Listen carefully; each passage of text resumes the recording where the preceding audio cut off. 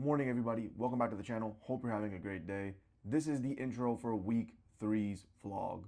But being 100% transparent, this is actually week 4, day 1, Monday. It's actually August 4th, and I didn't make a single vlog clip last week. Honestly, I was just so focused on the weights and the diet that I completely just neglected making any sort of commentary. So week three's vlog is going to be a little bit short as I continue to figure out how I best want to document this journey. Now, this was the first week of this journey that I actually got to focus on my diet, and I hit all my dietary goals, and I'm so happy for myself.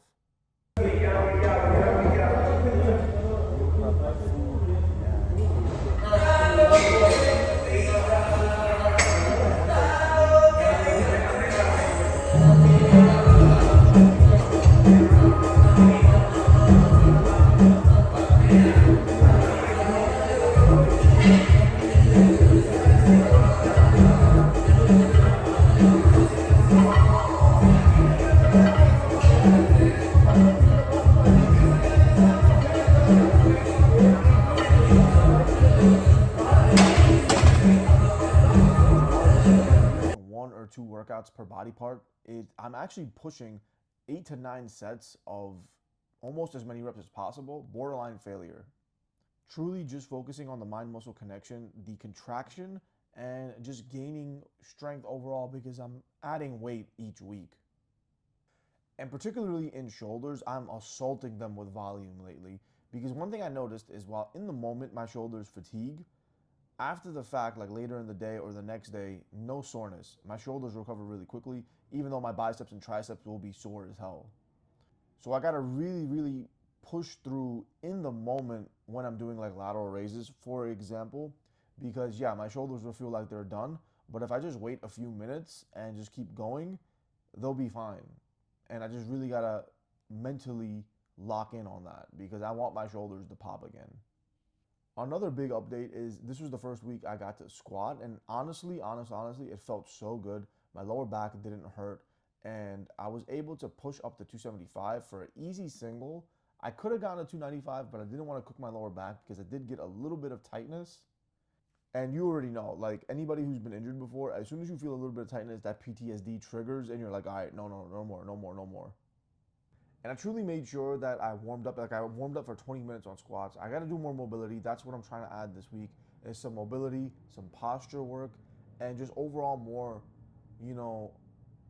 recovery, like massaging, maybe some cold showers in the morning if I feel fatigued. But honestly, between the supplements that I'm taking, the magnesium, and my diet being on point, I felt really good last week.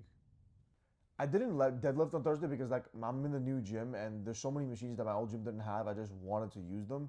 And I found this really good row machine that like stretched my lat all the way. And when you pulled, literally like everything felt like it was firing. So I literally just did sets on that until I couldn't do anymore. Like borderline to the point where my back started cramping. And I don't remember if I recorded this or not. Whether you see my face or the footage of the workout is gonna be determining of that. But this rear delt machine in the gym was crazy. Plate loaded rear delt. I abused this machine on Friday, and I mean literally to the point where once I finished the set, I stood up and my entire like back locked up, and I was like, okay. And I felt my rear delt for the first time in my life. Now, with all that being said, my body weight and like the Hume scale was triggering me like crazy this week because from when I started to now, I was like, okay, I'm at a bad point now, so like everything will just start balancing out and get lower and lower and lower. But as the thing is adjusting, you find out you're not in as good of a shape as you thought. You don't have as much muscle as you thought, and you have way more body fat than you thought. However, I did manage to lose like another 0.2% body fat, but then again, that's in the margin of error. So this last week might have been a plateau week, despite everything being on point. According to the scale, nothing really changed. However, on my weight belt, the notch is up to 4 now. I can put it up to 4, and when I first started 4 weeks ago, it was a struggle to get 3 on. So while the scale continues adjusting, which I asked a bunch of friends, I asked ChatGPT, it was like, yeah, it does take a few weeks to adjust to your hydration level. If you're doing cheat days, if you're doing fasting, it definitely overcompensates and undercompensates. So you really just got to hit it consistently every day until the pattern starts tracking. And then I didn't even do that much damage over the weekend. So I drove to Pennsylvania, had a birthday party to attend. I didn't really eat bad. The only bad thing that I ate really was one donut on Saturday. And then on Sunday, I had some chocolate and we ate a little bit of Domino's pizza. But thin crust, not that bad. I didn't hit the protein goals that I wanted, but I did have protein Saturday and Sunday, obviously, but I didn't get to the 200 and 230 gram marker that I wanted to. But I'll definitely take it as a win. And honestly, week 3 was a really good week, despite the scale telling me otherwise. So I don't know what I'm gonna title this. Honestly, this is probably the worst vlog, and I'm sorry about that, but learning as I go. But week 4, I swear to God, week 4 is gonna be the best one yet.